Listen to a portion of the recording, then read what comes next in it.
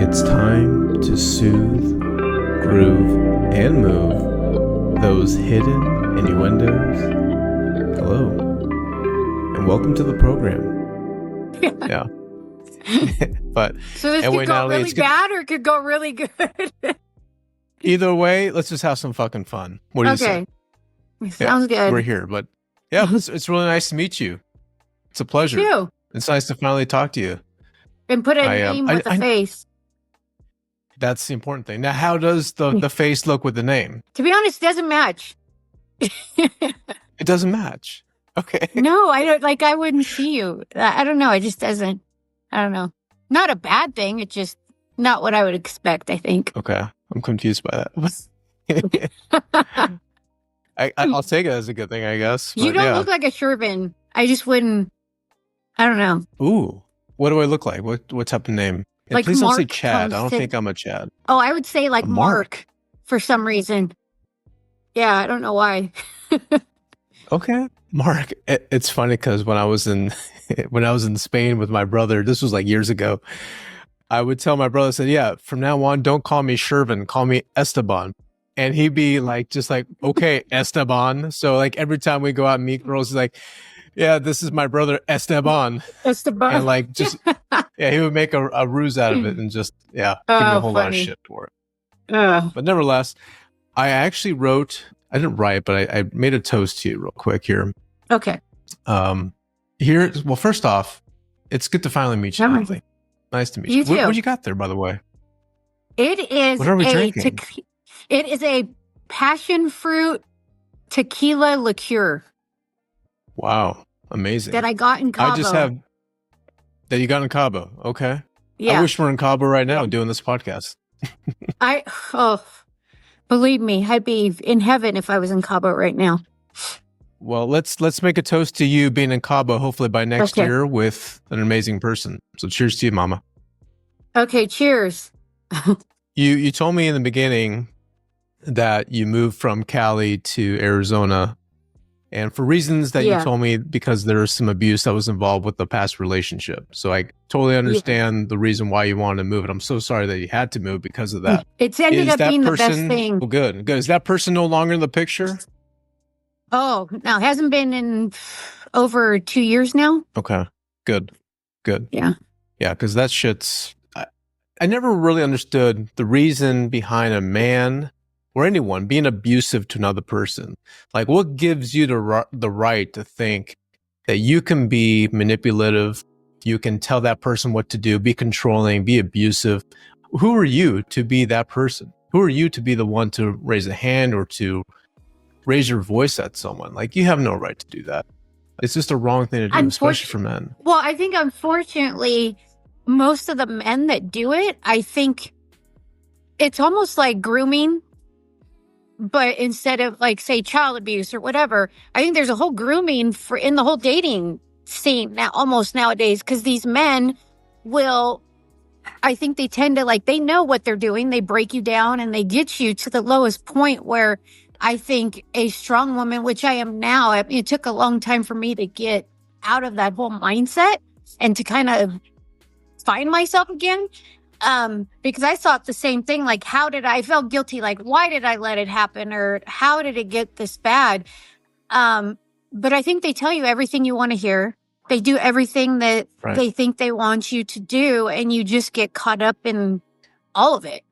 You also told me that you matched with the guy just recently. Well, first off, are you still on the dating app? I figured I need a break. Just to kind of regroup. That soon. And yeah, it's just, like I told you, I kind of hinted, I've had horror stories. I mean, stuff that when I tell people, they're like, no way could that happen. And I'm like, oh yeah. And then my other friend would tell me, oh yeah, you've been through so much. She goes, maybe you just need to take a break and kind of chill.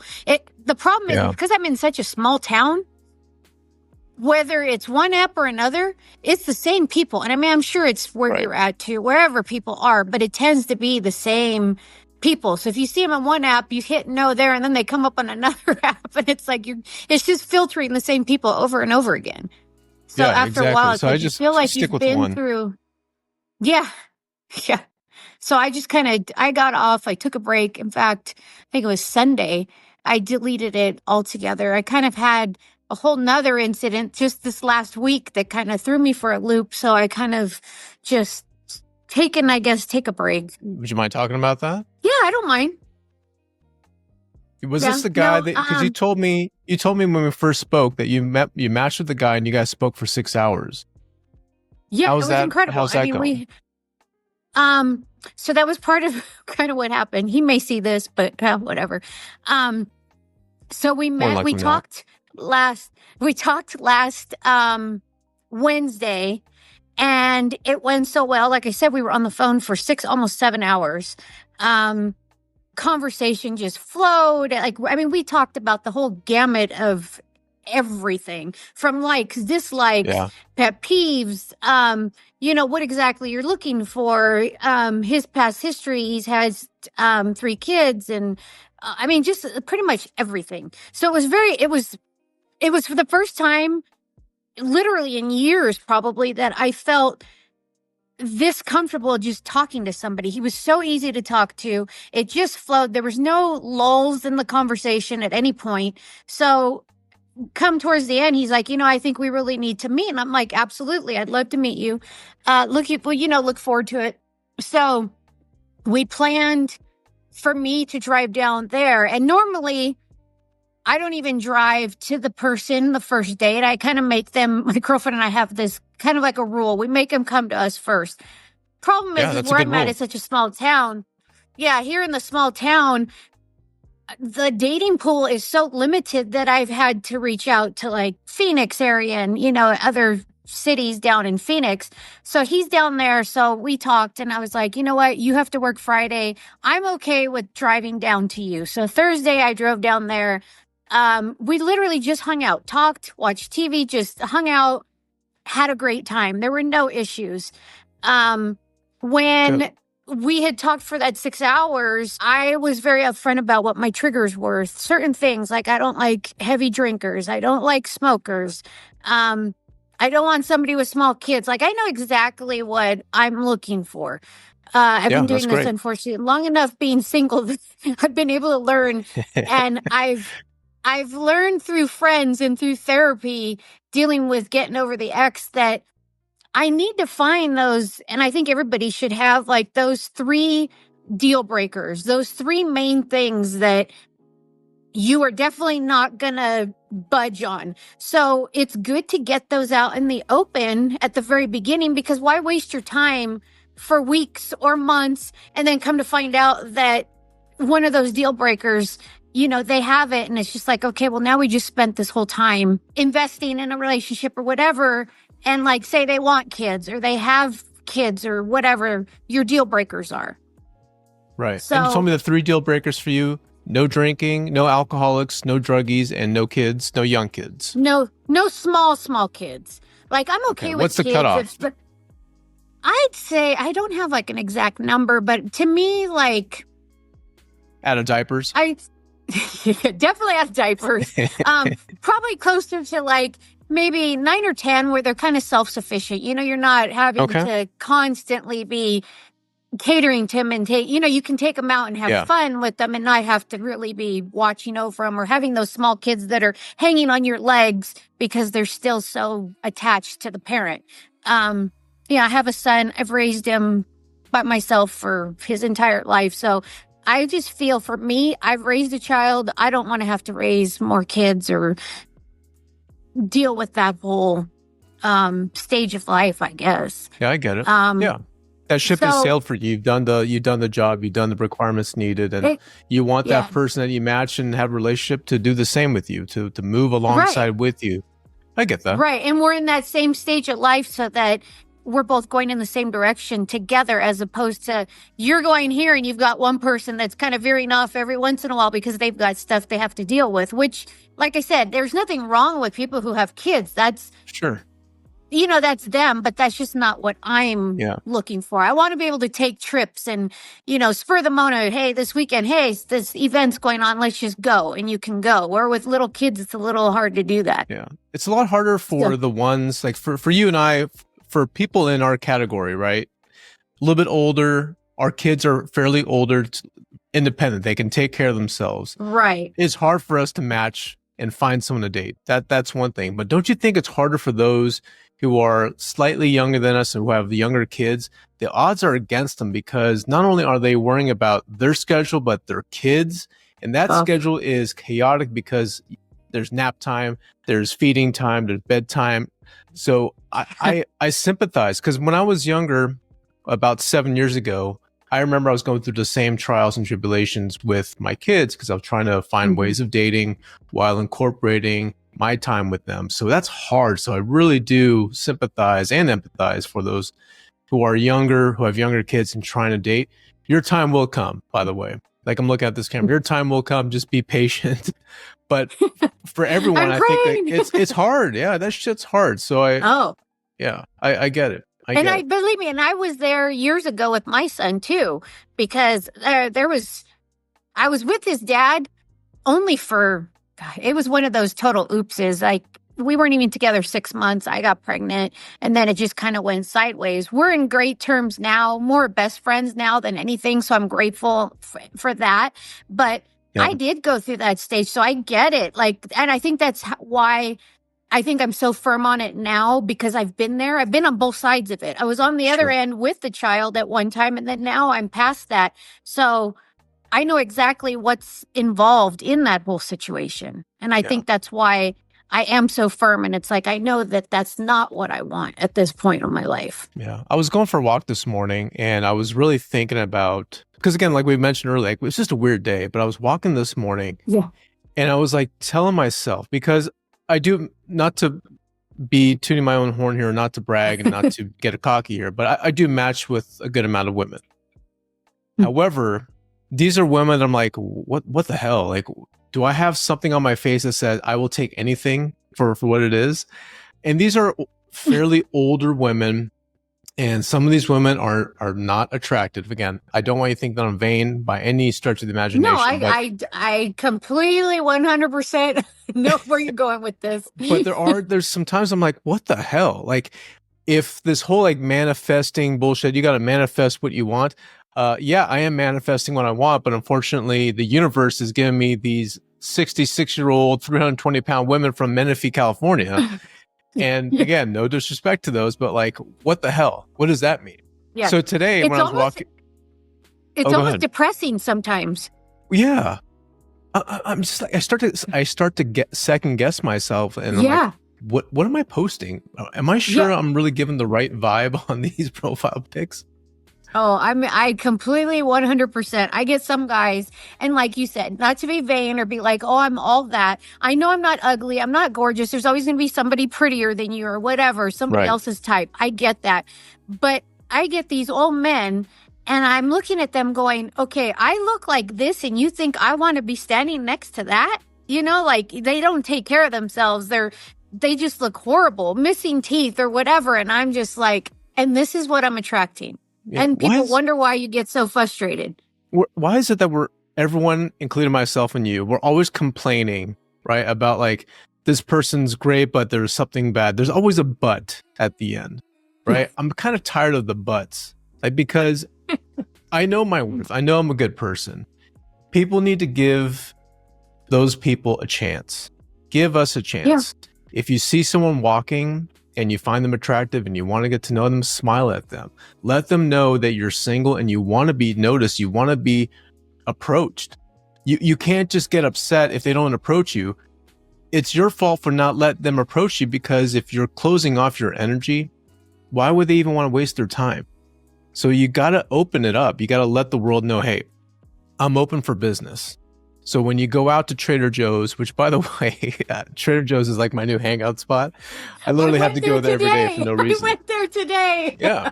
I think that Trader Joe's is the hidden landmark for single people. I really do. I didn't know that. I'm gonna have to pay more attention next time. It was a total spur of the moment trip for me, so it wasn't planned.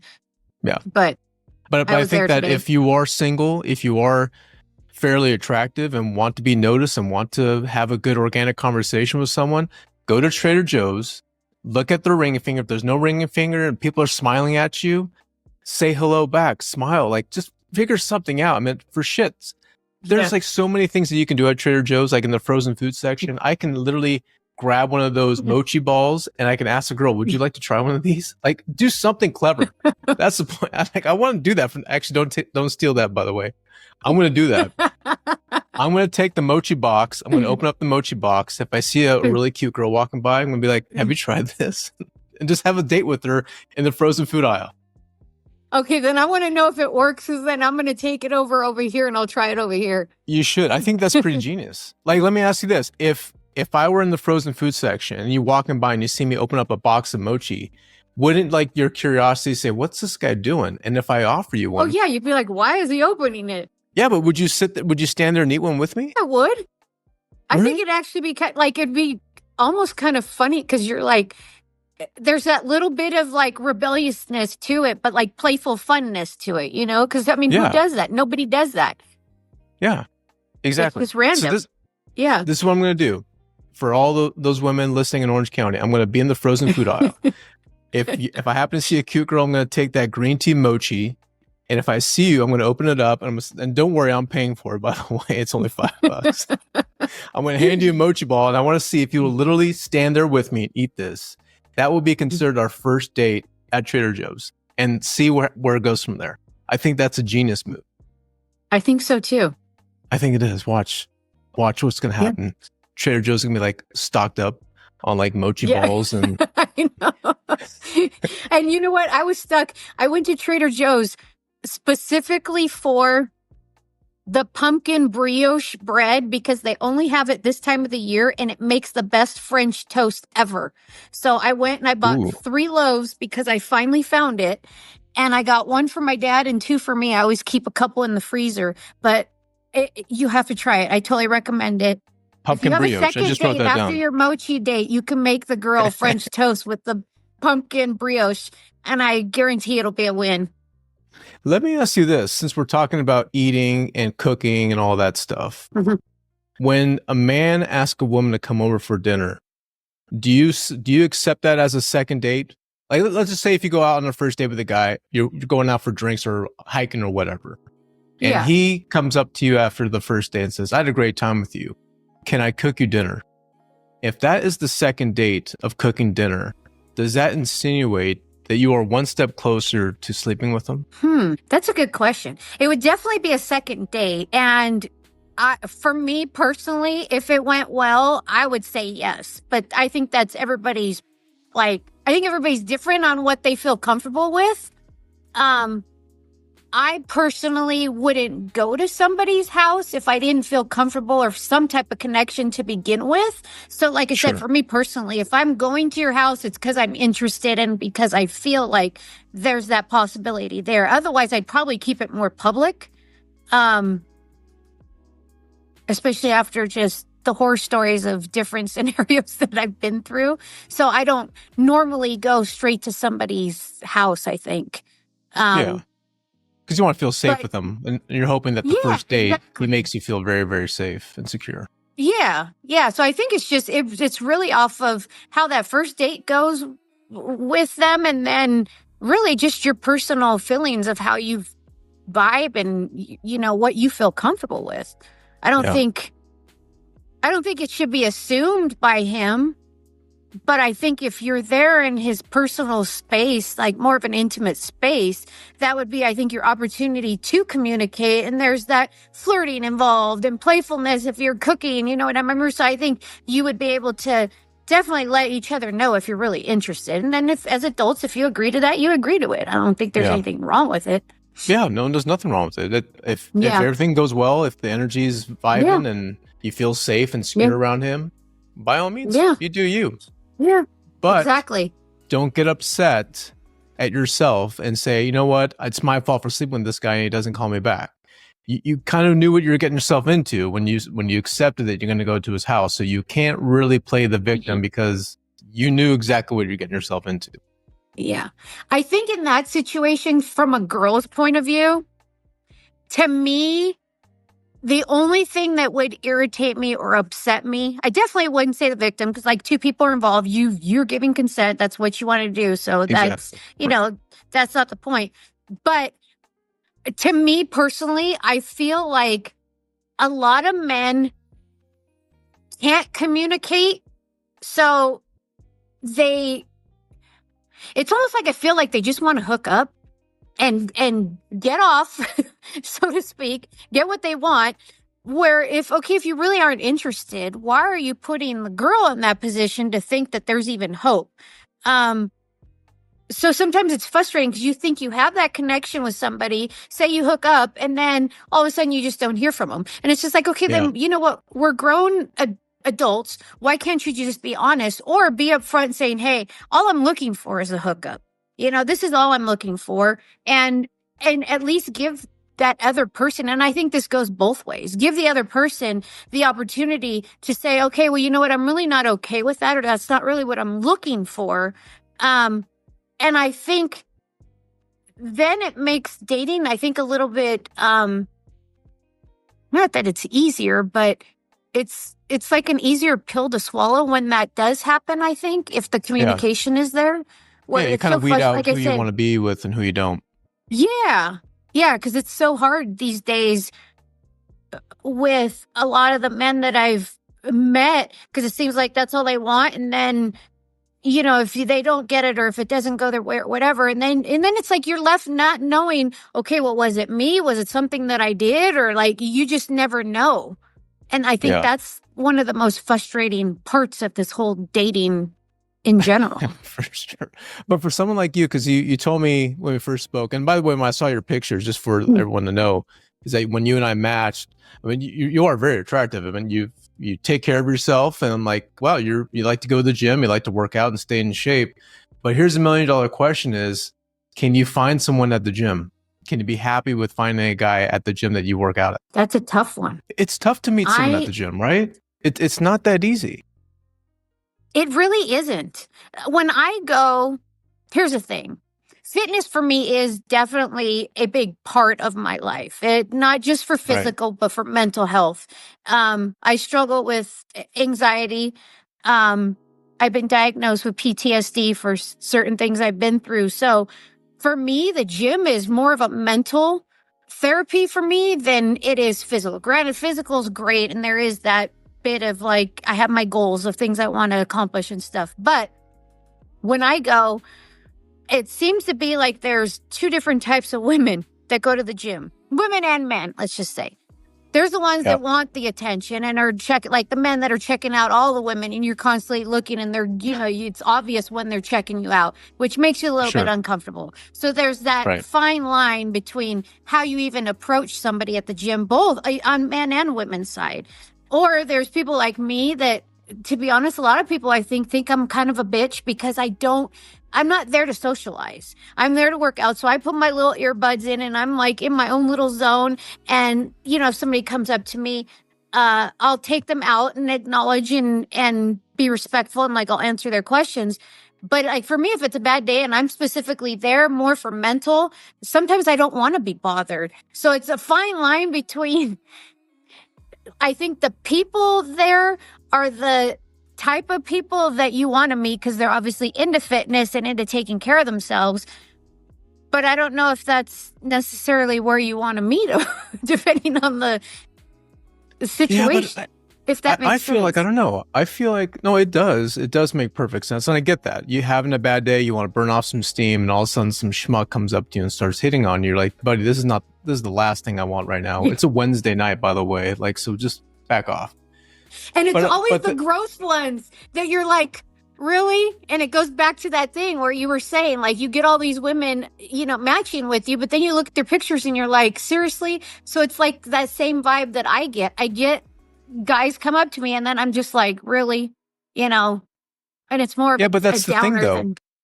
I want the rules to be reversed. I want those great guys in Prescott to come and talk to you at the gym. Like if they happen to see you and if you're starting to become like intimidating, I'm hoping they're like, you know what? I believe in myself. I believe that I can go and talk to this girl, and I'm going to say something nice and clever, whether if she's having a bad day or not. At least I tried. And if I happen to see her like tomorrow or the day after, I'm going to just smile and say hello. And hopefully maybe you'll be like, you know what? I'm sorry. I had a bad day. I didn't mean to be rude, or like, hey, by the way, you seem like a nice guy. Let's hang out. The point I'm trying to make is that I feel like women need to help more men out, to give us a little bit more of an ego boost, more confidence, to let us know it's okay to approach me. Please approach me. But if you are going to approach me, do it in a gentleman-like manner. Yeah. No, I would agree with that. I would definitely agree with that. I think for both sides, I think in this day and age, I think so many people are just afraid of rejection. I mean, myself included. Granted, it's gotten a little bit better for me, but there was a time where like I was so afraid of being rejected because I was never growing up. I was never really the one that always got picked. I was like, if I was out with girlfriends, it was always my girlfriends that were getting guys hitting on them. I never had guys hit on me or come up to me or whatever. So I was just kind of used to it. Yeah. Then going through my whole breakup with my ex and all the mind fucks and everything that I went through, that it took me a long time to get back to where like I feel comfortable in my own skin. And I feel confident enough where like if somebody does come up to me, I can talk to them or vice versa. I've talked to, not necessarily because I wanted to go out with them or whatever, but I am definitely more chatty and talkative and approachable and approaching other people. But that took a long time for me to get there. So I can see where some men and women maybe haven't necessarily healed enough from whatever they've gone through or whatever, or in a place where they can do that. And that's just a personal, everybody's got to go through their journey just like you did. And I mean, we all do. And it's just a whole growing process. Yeah. So, I don't consider myself the best looking. I just consider myself just an average Joe who is just trying to make a difference. I'm trying to get the confidence. And again, when I was a lot younger, I was fat. I couldn't talk to a girl if it saved my life. I was nervous as all hell.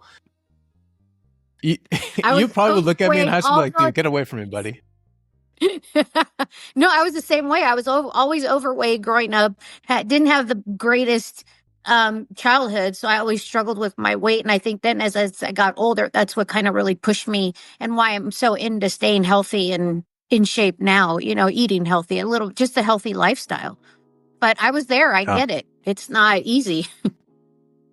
It's not, but I think we had to do what we had to do back then. We were overweight. We were not popular back then for a reason. It was to teach us that if you're happy with who you are, that's fine. But you can make some alterations. You can lose a little bit of weight, and that will eventually build that confidence. And it did. Later on, I eventually started to build that confidence where I can talk to women and just know that I'm just being myself. I'm still the same kid that I was 20 years ago, fat and overweight and pimply. I'm still that same person, but I've grown wiser. I know exactly how to respect women, how to talk to women, and also how to talk to myself. That's the most important thing, is like I know how to talk to myself and become a close friend with myself, knowing that, hey, we're going to go in there talking to this girl who she may like us, she may not, but it doesn't matter. I still got your back. And you got to tell yourself that. Build that confidence. Say, hey, let's just go in there, shoot our shot. If we miss, we miss. If we make it, great. Let's take good care of this girl. Let her know that we're in it to win it. Yeah. But it's hard. It's fucking hard. So that's why I'm trying to say we need women like you to help us men out. So please help us. Help, please. As long as you can communicate, I have no problem helping. I think nowadays communication is huge. And as much as both parties say that they can communicate, I'm learning that a lot of people just don't know how to communicate, or they're so afraid to communicate what they want or what they like. And I don't understand why. I mean, do you think they're afraid? Do you think it's probably because they don't want, let's just say if you match with someone and that person knows exactly what he wants, but you're not what he wants, but he's just happy to know that he matched with you and you are attractive and he wants to go out with you. Do you think it's because he doesn't want to admit that you're not his girl because he doesn't want to be considered like a jerk? Or do you think he's just because he doesn't want to give out that wrong vibe that he's just a player? You know what? I'm not sure. I've seen so many aspects. To be honest, at this point, half of the time, I don't know what the heck men are thinking nowadays, because they give you an impression one way and that they say one thing and then their actions are completely different. So just me personally, I'm so confused, and that's probably part of the reason why I'm like, I'm taking a break. Like, I just need to like reset, because I can't figure you guys out. I trust me, I can't even figure myself out too. It's we're complex, but same with women. It's hard for us to even understand what a woman is thinking. Like, she keeps playing this game. Like, why is she playing a game when we're going out? Like, it's just like, it's very immature. And I feel like we're in our 40s to 50s and we're acting like we're like children. Yeah, teenagers. We are. We were acting like teenagers. Is it going to get better or worse? God, I hope it gets better. I think if people just, like I said, if they focus on learning how to communicate, and I think there's a whole stigma behind, like, if you tell somebody what you want, that it's almost like risque. Oh, how can you tell somebody that's what you want? Like, even sexually, I think that if two people have that connection and you want to be together, why can't you communicate and tell each other what exactly you want, what your likes are, what your dislikes are? I mean, because if you can't do that, then why are you together? It's not going to work. Yeah.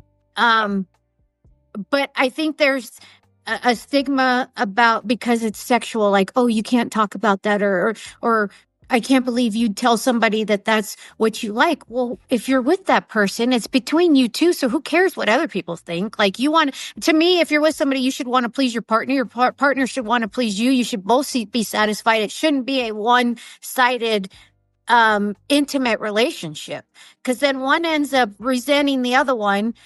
Or vice versa. There's always one that ends up resenting because you don't feel like you're getting what you want. Well, then why don't you just tell them, this is what I want, or this is what I like, or whatever.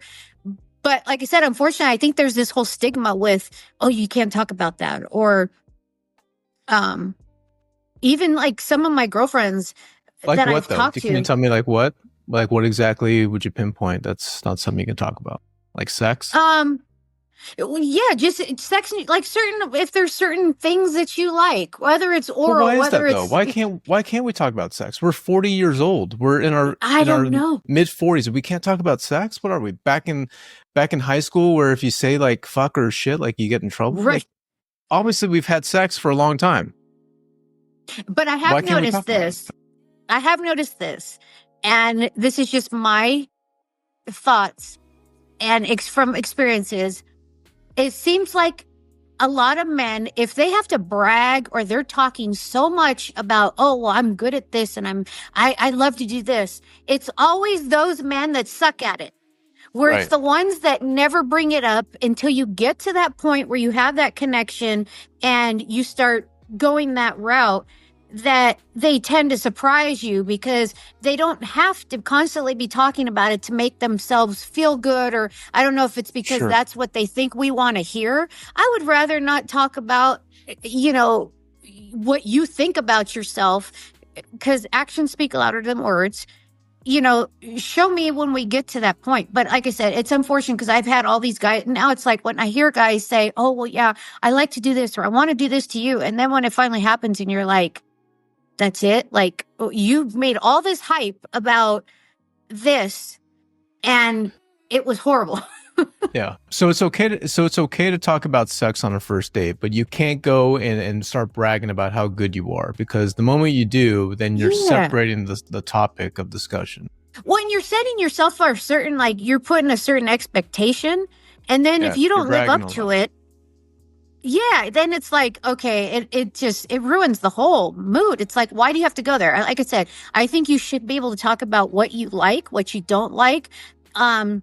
I've been through certain things personally where there's certain things that are triggers for me that are like completely off the table for me. And I'm very upfront at the beginning because I don't want to be put in that position where I get an anxiety attack, or you do something and then it ruins the whole mood. So, like I said, what? Because more than those 3 deal breakers, more than the kids and the alcohol and the drugs. Yeah, this is just, I was assaulted in my early 20s by a guy that I had met at the gym. We went out, and he had pinned me down and forced himself on me. So for like me personally, I don't like to be pinned down. I don't like to be controlled or pinned where I feel like I can't move or control, just manipulate my own body.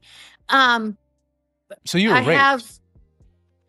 Not almost near practically. I was unfortunately for me, I was able to get away, but it was one of those situations where I literally was running out the door half dressed and just trying to grab what I could to get out of there. So he didn't get completely take me over, but the fact that he was going that route, and he was very forceful and abusive. So it was a huge thing. And I was in my I think I was only maybe 21 or 22 at the time. And as much therapy as I've gone through, I can talk about it now without getting upset. But like I said, there are still certain things that are triggers for me when it comes to being intimate with somebody. So if and when it gets to that point, that's important for me to share, because I don't want my partner to freak out if something happens and then I freak out and they think, it's something that they did or whatever. But like I said, I don't think there's anything wrong. That's where I think you should be able to be upfront and honest and share without getting judged, without somebody thinking you're a freak or whatever. If it's the right person, I think they would understand and they'd be okay with it. I haven't had any issues, knock on wood, where I've been honest about it and it's been thrown in my face. So I feel comfortable bringing it up at the right time. Obviously, it's not something I'm going to bring up on a first date, but things like that, I think men and women, if there's certain triggers when it comes to that, it should be things that you discuss before that you get to that point, because that could make or break of you going to the next step after that, or even continuing and wanting to get to know that person. If it goes horrible, then it's obviously not going to go anywhere.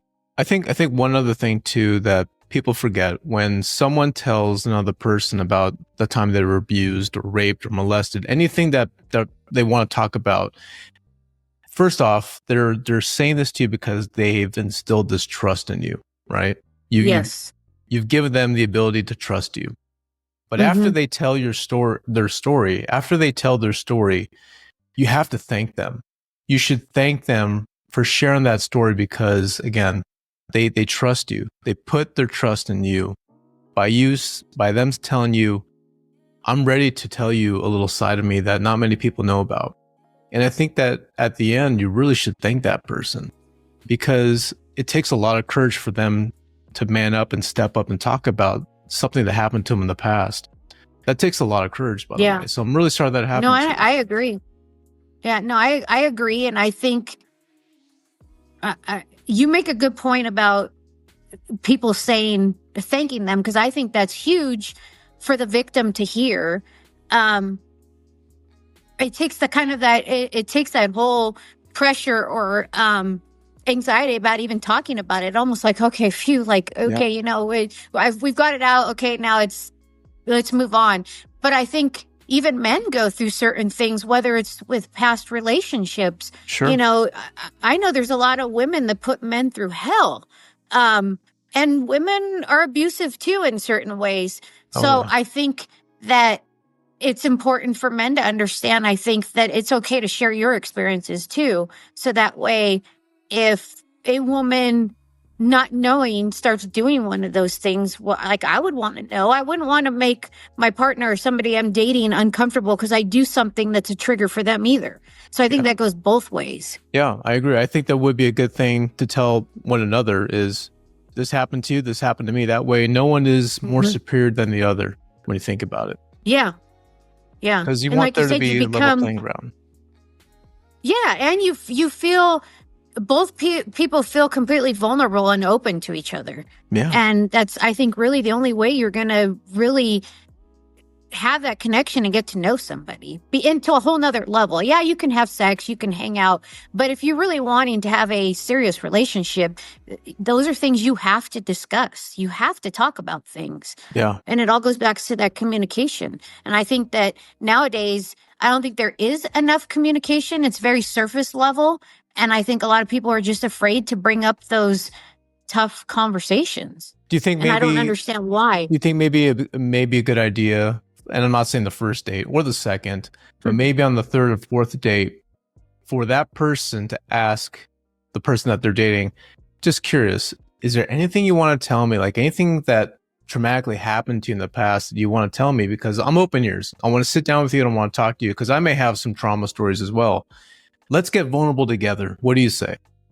And when you do, when both that's amazing. parties, I think when both parties become vulnerable together, they both melt into one, and they both say thank you to each other. And for some reason, that whether or not it works out or not, I still think that it's good because you're practicing being vulnerable. You're practicing communicating. Yes. So I think people need to do that more often. Absolutely. Absolutely. I'm sorry, I don't mean to change subjects here, but I'm laughing because I remember when we first spoke, you told me that, is it true that a guy flew from Wisconsin and a guy flew from Lake Tahoe to meet you in Arizona? I've had Wisconsin, Lake Tahoe, Illinois. There was another state. I can't remember. It seems, I don't know why, but all the men that I tend to connect or match with, it's always like when they're here on vacation. The one guy in Wisconsin, he was here for a work conference or something. And we happened to match like literally the day before he was going to fly out. So I told him, I'm like, well, I said, it kind of sucks that we matched this late in your trip. But hey, if you ever plan to come out here, keep in touch. We exchanged numbers or whatever. And then when he ended up going back, we started texting and kept the conversation going. And it was going really well. After probably about, I want to say a month and a half, he's like, I'd really like to come out and actually meet you. We've been talking so much, blah, blah, blah. So I'm like, okay. So he flew out here, stayed for a long weekend. We had a great time. I did find out that his biggest downfall was he couldn't communicate. He was very closed. Like we would talk, but it was very surface. Yeah.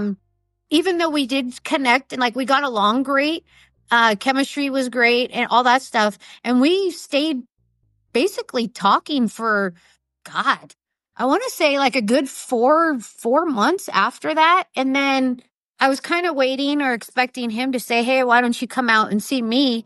And so when that didn't happen, it was because he couldn't communicate. It just kind of started just kind of fizzling off. And then it just got to the point where we just stopped texting each other. So he wasn't a bad guy. Like there's nothing bad that happened. It's just, I know with distance, you have to have that communication. You got to be able to talk. And it's got to be more than just superficial. He would text or call, hey, I'm leaving this meeting and, keeping me updated, which is great. But there was a lot of stuff that I tried to get out of him to like want to learn about him and stuff like that. And he just didn't seem like we were on the same page. So I was, like I said, I was okay with it. But it just didn't happen. He wasn't your guy. Yeah, it just didn't happen. Speaking of what is your guy, I want to know, like, tell me, what is your ideal guy? Like, can you paint me this picture of what this guy looks like? Because I'm kind of curious to know. So the funny thing is people ask me that, what's your type? My friends, my girlfriends will be like, my girlfriends will say, oh yeah, she's got a type. And I'm like, no, I don't have a type because I've dated. I've used to try one thing. I tended to go for the bad boy, the tattoos, the muscles. Okay. Muscles more just because of the whole fitness thing of, working out. I want somebody who's in shape. Now, like, do I need somebody who's a fitness model? No. As long as you're willing to want to work out with me, stay active, I'm open. Even if you're not a gym person, hey, but you'll go hiking with me, I'm good with that. Like, I don't need this perfect sculptured body. Nobody's I'm not, that's not what I'm looking for. Let me ask you this though. If there's a guy in front of you right now, what's the one thing on his body that you were like, yes, I love that? What do you like? Biceps? Butt? Oh, I like a thick, like chest, upper body. Like that feeling of like a strong arms and like upper body around you. Like you just feel safe. I don't know. For me, that's, okay. It's kind of I guess. Dark, light skin, light hair, beards?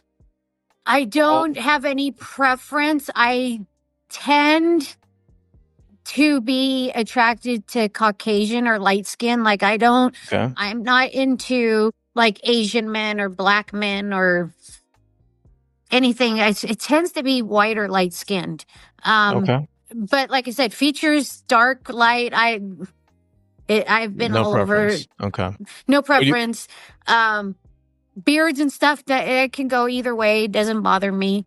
I don't have any particular preference. Now, what about? I don't. Oh, sorry. Go ahead. Oh, go ahead. No, please. No, I don't like short. Because I'm short, and I just don't feel like. Okay, what's the height level though? What's the minimum and what's the maximum? 5'8" and above. 5'8" and above. Okay. All right, there we go. Okay. Taller the better. Okay, and then as far as the love language, as far as the love language is concerned, what's the one primary that you're looking for? Like, yes, this is it. This is what I want. What are you hoping for from a guy? I think my biggest things, I'm big on physical touch and actual time together. Probably, I can't say one more than the other, because to me, that quality time and just that touch when you're together, it's like a combo of both, is my big thing. I don't need gifts. I can take care of myself. If I want something, I can buy it. That gifts for me are fine. Or like I said, I don't need those. I know like words of affirmation is one. I think if you have that communication, I don't necessarily need that part of it. I'm more so just I want to spend time with somebody. I want to have experiences and do things that like we do together first, that we haven't been here, but we go and we experience it together. And just doing things, whether it's sitting at home one night and watching TV and, cooking dinner at home. Like I don't have to go out all the time. But it's just spending that actual time together is huge for me. Okay, deal. Well, here we go here. And I know you're taking a break on dating, but let's just throw it out there and see if anything catches. Okay. Let's just throw it out there. You ready? Okay. Well, now, we're only doing for men in Prescott, or we want guys in just Arizona? Open to that last guy that I met, he's an hour and a half away. So I'm fine with probably up to like 2 hours out. Because I know that Phoenix, Flagstaff, Cottonwood, pretty much surrounding areas I'm open to. Okay. I'm not afraid to drive. Well, that's good. And I'm hoping they're not afraid either. Because again, if you really like that person, distance should not even matter. It shouldn't even be a question. Yeah. But here we go. Yeah. And I've actually weeded out quite a few for that exact reason, because they'll ask like, oh, where exactly do you live? And I'm like, oh, I'm in Prescott Valley. They're like, oh, well, that's kind of far. And I'm like, you know what? If you're already starting with that attitude, forget it. Like next. Yeah. I don't understand that. Yeah. Well, paging you lovely men, not lovely, but paging you dashing men of Prescott, Phoenix, and Flagstaff. I've got an amazing girl in front of me, by the way. I don't know if you guys see her, but I'm looking at her right now. Her name is Natalie. She's incredible. She is active. Go find this girl, because if you are into active hiking, gym, if you got a thick chest, right on. If you happen to be Caucasian, even better. But most importantly, hoping those 5'8" dudes who've got some facial hair, go for it. Find this girl. But here's the thing, though. Sorry, but this is what she wants. Don't be an alcoholic. Don't be a druggie. Don't have young kids. Any kids from 10 and above is green light, but anyone lower than that, sorry, didn't make the cut. But once you do see this woman and she's at the gym, be nice to her, let her do her thing. And then when she's not looking, go up to her, approach her nicely, and ask her out. But most importantly, if you do see her at Trader Joe's, make sure that she walks into the frozen aisle and grab one of those mochi boxes and open up a mochi box and ask her if she wants to share a mochi with you. If she does, dude, game over. She's the one. But she is an amazing woman. Like, I'm looking at her and she's incredible inside and out. So take good care of this girl, please. All right? I think I've said enough for these men. The rest is up to them. Thank you. Yeah, I mean that. I mean that. But let me ask you my closeout question, my dear here. And by the way, I had a great time with you tonight. I had a really, really good time with you. I had some really good conversations with you. Yeah, me too. I want to ask you my closeout question here. If there is a song that's going to help you soothe or groove or move on your good or bad days, Tell us what's the name of that song. So it's funny because I'll be honest with you. When we first talked, I started listening to the podcast, your podcast, former ones, to get an idea. And I'm like, oh man, he's going to ask me this question and I don't have a song. So then one actually came up by a new, like, up and coming artist, Spencer. His name is Spencer Crandall, I believe. But he just released a song, and I'm trying to think of what the name was. But the words are basically like, if you could love someone this much and they're not the right person, imagine how good it'll be when you actually find the right person. The right one is what it's called. The right one. Okay. Yeah, it's called The Right One. Spencer Crandall. But it's about like, yeah, so it's about, basically he writes about how him and his girlfriend break up, and like he never anticipated it, but he was so in love with her. So he's like, imagine if you could love someone this much who's not the right person for you, how much you could love somebody, or it could be so perfect with the right person. God, I know. So I just keep telling myself, there's somebody out there for me. There's the right ones out there somewhere. Absolutely. Yeah. I think that you've got a lot of love to give, and you want to give it to that one person. And I hope to God that that one guy comes soon, because how great is it to know that you are living this life with someone else? And most importantly, they're living their life with you, and you guys both share that love and vulnerability together, and that physical time and quality time and physical touch. So I'm rooting for you, Mama. Yeah, I really absolutely. do believe it's going to happen. Well, thank you. Trader Joe's. Appreciate it. Yes, Trader Joe's. I'm going to start going to Trader Joe's now, and you're going to be getting text messages from me if anything happens. I love it. I love it. Well, hey, my dear, I can't thank you enough for being with me tonight. I really appreciate you, girl. And I'm sending you 2 big kisses. Good luck to you. All right, right Stay back safe. at you. All right.